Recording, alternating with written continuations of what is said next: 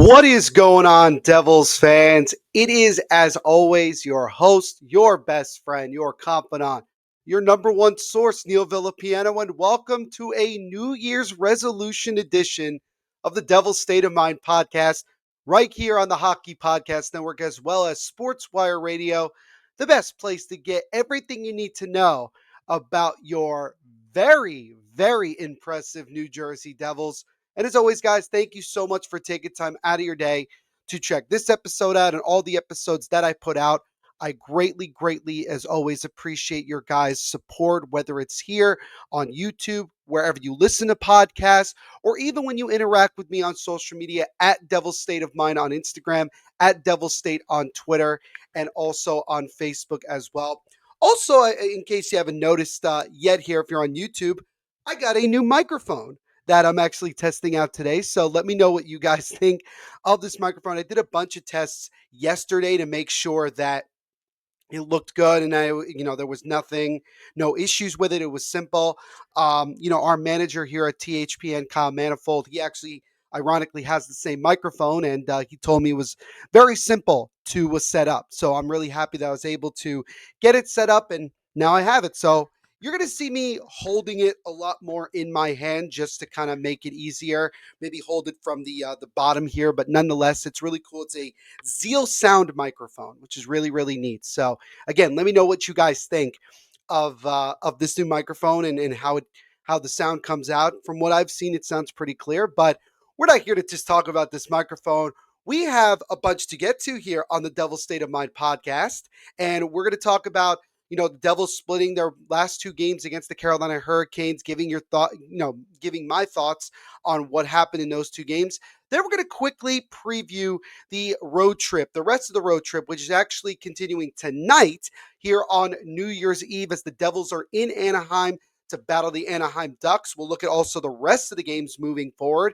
And then we're going to finish up with a little fun Devils New Year's resolutions. There are three resolutions that, as looking at it from the Devils perspective, that I would like to see this team actually go to and actually succeed with in order for them to have a long run into the postseason this year. So as always, Devils fans, even though I already said this before, we have a bunch to get to here on the Devil's State of Mind podcast. So let's not waste any more time and get rolling. So we will get rolling and drop the puck with, again, talking about the back-to-back against the Carolina Hurricanes that happened on Friday and Saturday of this past week.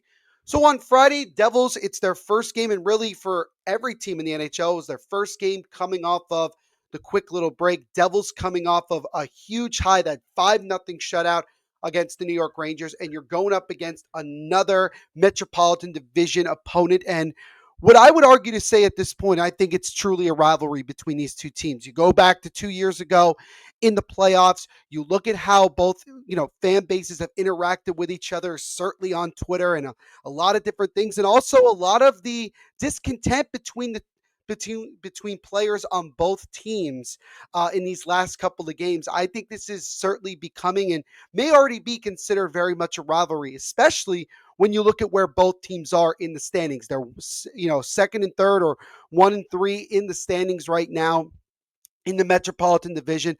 There is a good possibility, if all things keep going this way, that maybe the Devils and Hurricanes will see each other in the first round of the Stanley Cup playoffs. And that will be one very exciting playoff series for a lot of people to check out in the first round. But Devils come out and they find a way to get the victory, a little bit of a comeback victory, a 4-2 win over the Hurricanes in that one. And then you go to Saturday's game. So the Devils, once again, with a chance to win more than 3 games in a row, which they still, unfortunately, have yet to accomplish, as they dropped this one on Saturday night 5-2. And there was a lot to talk about from that final game. First and foremost, kind of a funny stat. Every game between the Hurricanes and the Devils, the losing team scored only 2 goals.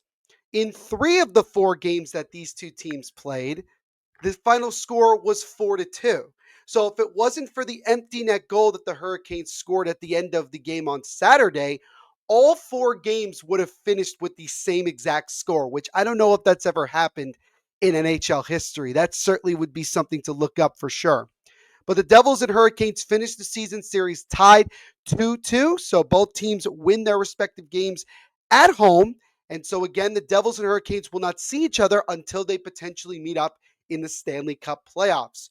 Going into today, at the time of this recording, Devils still have a 6-point lead on the Hurricanes in the standings. However, the Hurricanes have 3 games in hand. They've played 3 fewer games than the Devils, so the Hurricanes still have some time to catch up here. But the biggest thing that we have to talk about from that game on Saturday is the controversial hit by Timo Meier on Martin Necas in the third period. So at this point in the game, it was still, I believe it was 2-2 at that point. And, again, it looked like a game that could go either way. It really, really looked like it. And I definitely felt confident the Devils were going to find a way to win. But then we have a hit at center ice where Timo Meier hits Martin Necas. Necas goes down, doesn't get up. And originally there was no call. They continued to let the play run, and then eventually the Revs blew the whistle. Martin Necas needed to be helped up from a trainer, and he needed to be helped to skate off the ice. He ended up leaving and going down into the Hurricanes locker room. But what happened after that was the thing that was very frustrating and really, really ridiculous, to say the least. The refs then come together because apparently you're allowed to do this. Apparently, there's a rule in the NHL where even if you don't call a penalty originally, if you see a player on the ground, you're allowed to go back and talk about it. But then again, none of the refs saw the original hit and did anything about it. They just let the play continue because I think originally they felt that it was a clean hit. Well, the refs came together and not only gave Timo Meier a penalty, they ejected him from the rest of the game for kneeing. They believed that it was a knee-on-knee hit, and they believed that Timo Meier did it with malicious intent. Both of those are complete and utter bullshit. Timo Meier is not a dirty player. He's just not, simply put. And he did not have the intention to hurt Martin Necas on that play. It should have been 2 minutes. That's it. But instead, they gave them a 5-minute power play, which granted was only 3 minutes because both teams skated 4 aside because there was some extracurricular activity after the whistle was blown because the fact that Necas was on the ground. But instead, the Devils have to kill off this power play. And what's even more hilarious is the fact that Martin Necas did not miss a single shift. He came right back on the bench and was playing like nothing had happened. So I would say to Martin Necas, that was some really, really impressive acting, my friend, because the way he reacted originally was that it looked like he blew out his knee. It looked like he couldn't put any weight on it. But then miraculously, within 30 seconds, is able to come right back on the bench and contribute immediately again. I find that to be a bit suspicious on my on Martin Necas's part. I find that to be very, very suspicious, and it pissed me off. And unfortunately, it took the game out of the Devils' hands, as the Hurricanes would eventually score on that power play and would just open it up and win the game 5-2. Granted, the last one was an empty netter, but regardless, the Hurricanes in that game, simply put, were gifted that one. They were, because it was a close content back and forth game between both of these teams. The Devils took an early lead in the third period on an Andre Palat goal, which, by the way, Andre Palat playing very well of late. And I like to give myself a little pat on the back, considering I was a big, proponent of giving Palat more time to get going, and he'll get going. And sure enough, he has. But the Devils give it right back because, unfortunately, Jake Gallen gave up a soft goal. But again, it was still a close game. It was tied. And then you go and do that, and you basically take the game out of the Devils' hands. At that point, they're so distracted by the fact that one of their top players gets ejected for a hit that really wasn't that malicious at all and shouldn't have been an ejection. And then the guy who gets hit miraculously comes back and doesn't miss a single shift. Come on, man. That's absolutely ridiculous. It just blows my mind that happened. And that was a goal. And at that point, there was nothing the Devils emotionally could do. They tried to get back in it, but once they got that goal that made it 4-2, the Hurricanes did, the game was over. You could even argue that the game was over when the Hurricanes scored on that 5-minute power play to make it 3-2. If the Devils had killed that off, honestly, I think the Devils would have still found a way to win the game. But you can only kill off these things for so long, especially having to kill off a 5-minute penalty. It's tough, man. It's really tough. I don't care how good your penalty kill is. It's going to be an issue. So, yeah, that led to a lot of discontent between both sides. There was a lot of fighting in this game. A lot of pushing and shoving after the whistle. You had the situation later on in the third period where Eric Holla, granted, it was a penalty. He hit one of the Hurricanes players up high near the boards. That caused a whole melee. Then everybody separates. Eric Holla is being escorted by a ref to go to the penalty box. And then out of nowhere, one of the other players for the Hurricanes just jumps him, just completely jumps at him, starts hammering at him, and they call nothing. And on top of all that, the Devils end up on the penalty kill anyway. And so for me, I don't understand how the refs could have so easily have just let the game get out of hand like that. There was pushing and shoving and shouting as the final whistle, the final seconds ticked off the clock. These teams hate each other. There's no question. And if you look at what the Devils have done, look how many former Hurricanes they now have on their team. Brett Pesce, Stephen Nason, Eric Holla, Dougie Hamilton. And look, we already know about the Eric Holla situation. We know that he is very hated in North Carolina. There's no question about it. I just saw a stat today. He's 1-18 in his career since leaving the Hurricanes, which is kind of funny. That includes also his time here with the Devils. But nonetheless, this was a game that clearly showed that this is a rivalry and that these two teams don't like each other. These two fan bases certainly don't like each other. And if it does get to a playoff series, whether it's in the first round or later on in the playoffs, there's going to be blood. There's no question. Because again, these two teams don't face each other again this season. Just like the Capitals, you got to wait a handful of months before you get the chance to potentially face them again. So it'll be really interesting to see how things transpire over the next 4 to 5 months here and once we get into the playoffs. But yeah, this entire season series ended on a pretty bad note. But to finish this off, which was, by the way, the dumbest thing I saw, was the governor of North Carolina, Roy Cooper, took a shot at the Devils via Twitter and said, thank God we don't have to play the Devils again this year. We took care of business, basically saying that we suck. Okay, here's the thing. I get the whole, like, every now and then it's fine to, poke the bear a little bit, especially if you're a politician and you're trying to stand up for the state or whatever that you are, in charge of. But in this situation, Roy Cooper, do us all a solid and shut up, okay? Focus on what you need to focus on.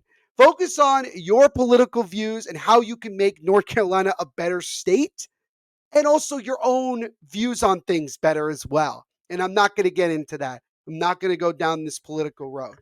But adding on to that, what Roy Cooper's saying, this is a rivalry, ladies and gentlemen.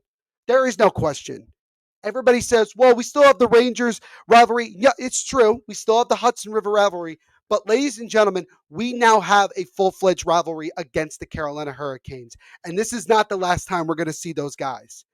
And the Devils, in my opinion, the only way that they're going to be playing deep into June is that they have to get past this Hurricanes team one way or another. And it's going to have to come in the playoffs. The Devils are much better than what they were 2 years ago. They are battle tested. They know that they can beat this team. They know they can play with this team. I think skill for skill, the Devils are a better team.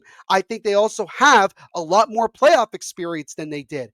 I think if these two teams faced off in the playoffs, biased or not, I think the Devils are the better team, and I think that they will come out on top.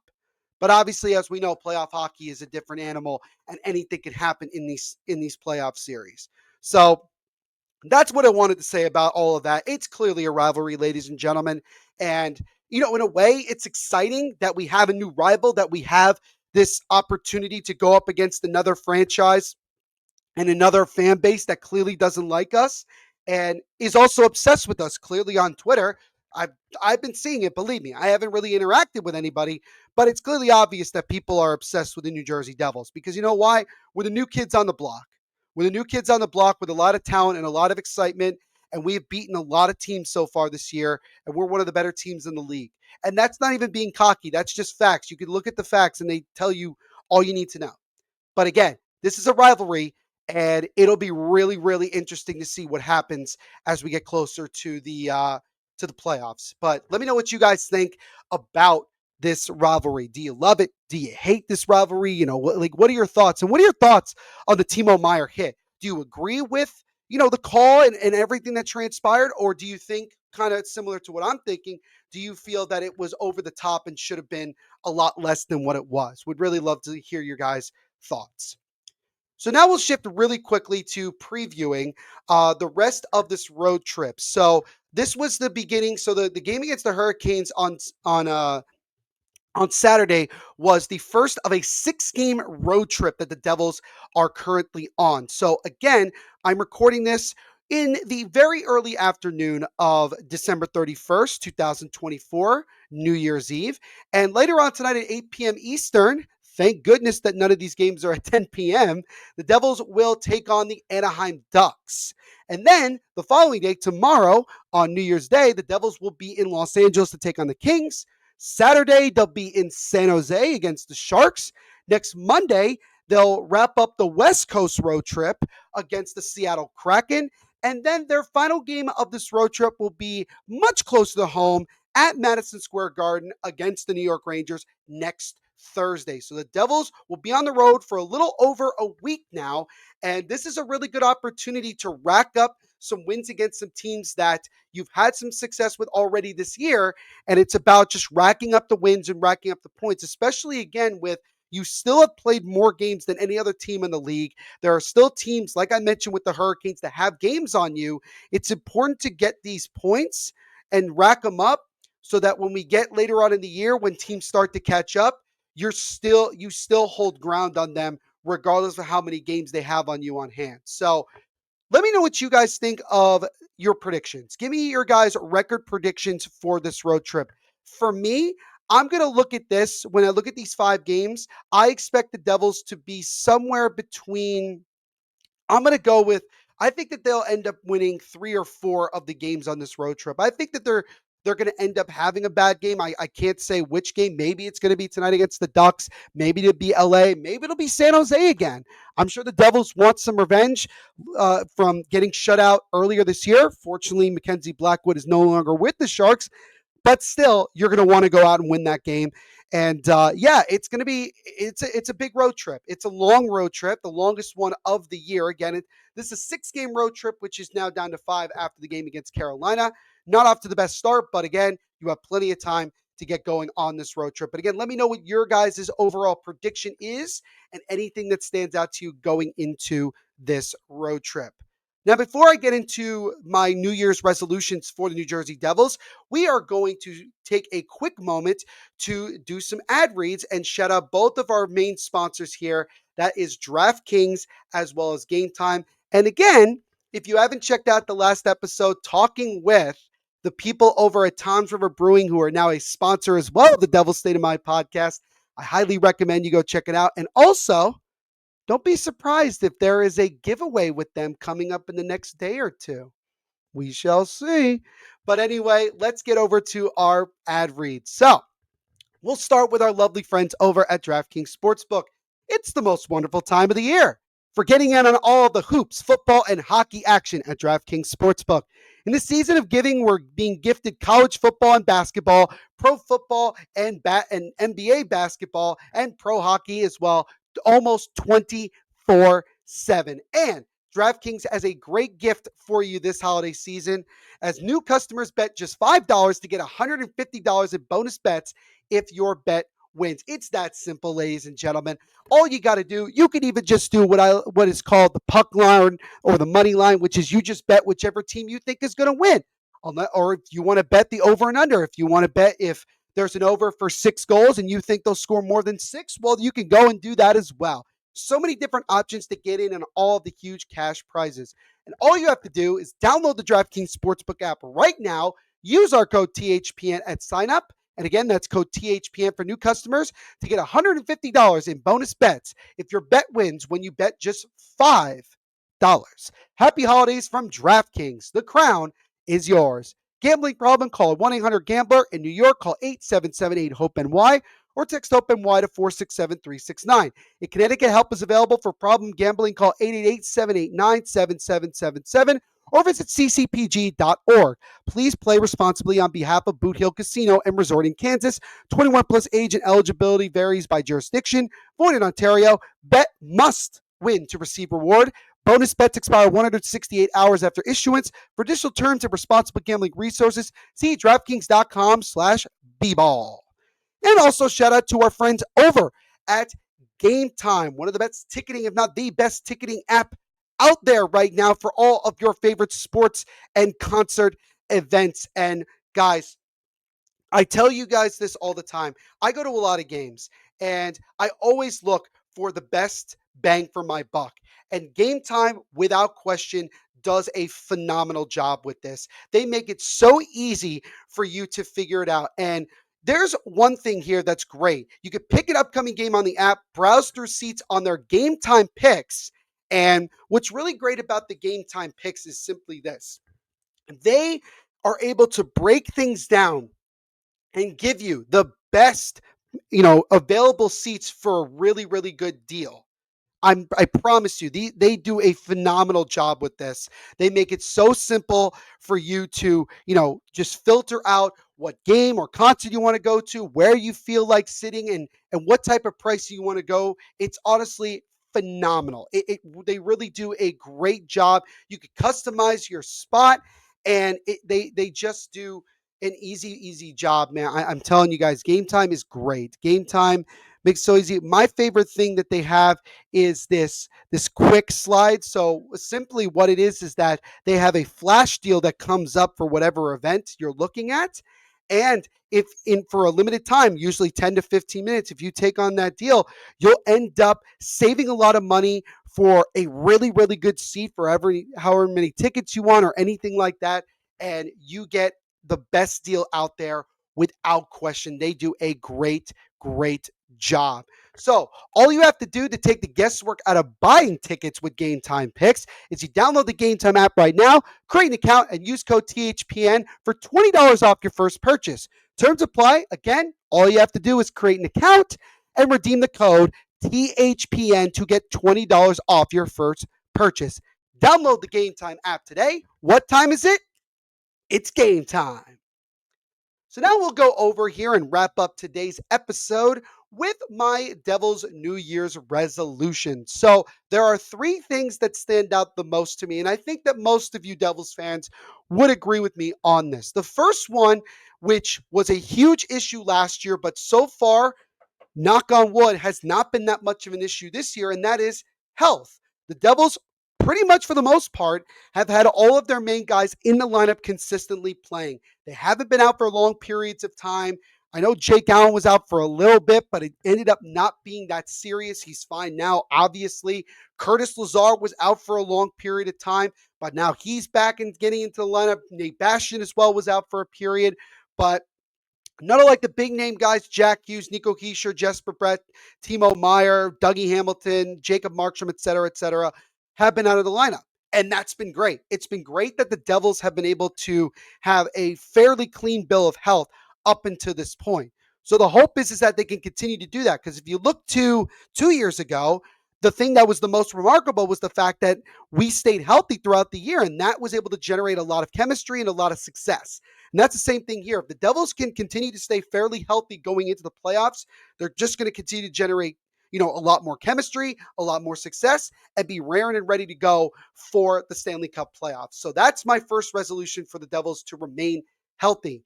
The second one, consistent goaltending. Look, Jacob Markstrom has been as advertised. He is right now on a massive hot streak, playing some of the best hockey he's played in his career. Most likely he's going to get the start tonight against the Anaheim Ducks. Be curious to see what Sheldon Keefe does on this road trip with his goaltending.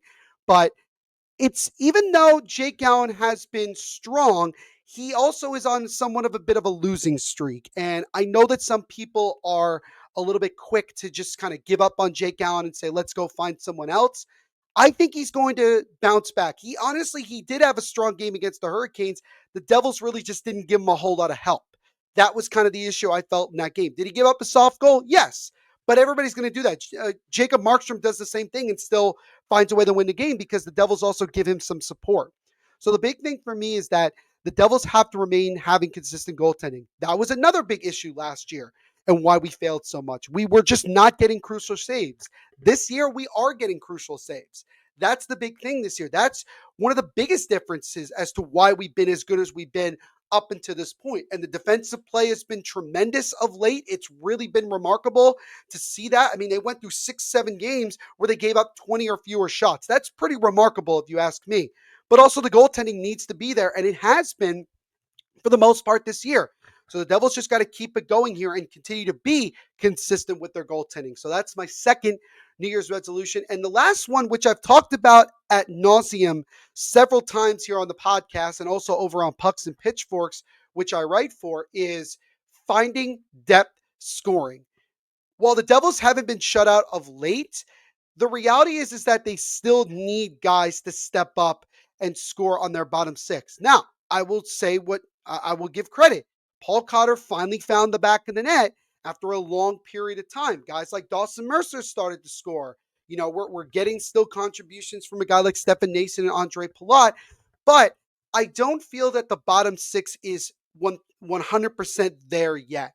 I think the Devils still need to find somebody who can play a bottom six or even a top nine role that is more primarily a scorer. So I've mentioned guys before. I've mentioned Taylor Hall. I've mentioned a guy like Kyle Palmieri, maybe even a Brock Nelson, a Frank Vetrano, who the Devils will take on tonight.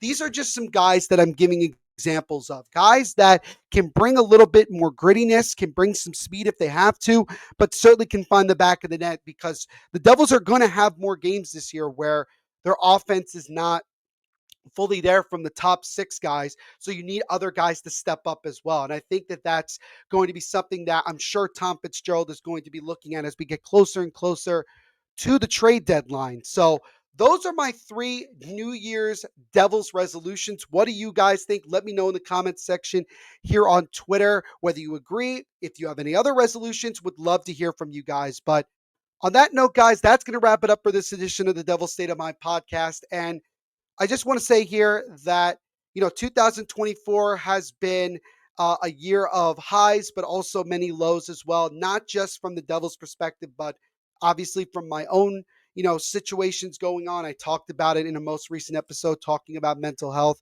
But I just want to say, as I always do from the bottom of my heart, that I greatly appreciate every single one of you for taking time to check out the podcast wherever, whether it's here on YouTube, whether listening to it on an Apple or Spotify or wherever. If you interact with me, like I've said before, on social media, I've been able to develop a really good friendship with a lot of people over time since I started doing this podcast. And I can't believe now that 2025 is practically starting tomorrow. And I started this podcast back in June of 2020, and it's still going strong. And I promise you guys that things will get more consistent. Things will get better. I'm just, getting through some other things here, but I appreciate your guys' patience.